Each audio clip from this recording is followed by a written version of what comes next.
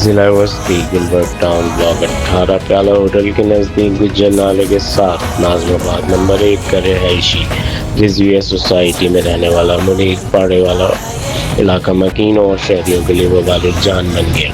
جرائم پیشہ سہولت کاروں کی سرپرستی میں رہائشی علاقے میں غیر قانونی پاڑے کے ساتھ ساتھ غیر مقامی افراد سے لاکھوں روپے وصول کرنے لگا۔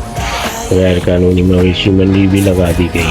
غیر قانونی مویشی منڈیوں کی وجہ سے طویل ٹریفک جام اور لڑائی جھگڑے کے واقعات میں اضافہ ہو گیا۔ پیدل چلنے والے اور علاقہ مکینوں کا گزر مشکل ہو گیا۔ ٹریفک جام کی وجہ سے مریضوں کو لے جانے والی ایمبولینسز بھی پھنسنے لگیں۔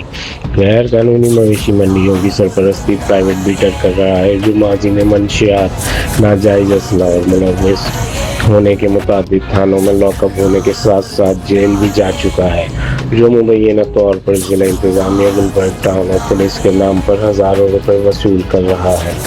ان غیر قانونی مویشی منڈیوں میں چوری کی بجلی اور پانی کا بے دریغ استعمال بھی کیا جا رہا ہے۔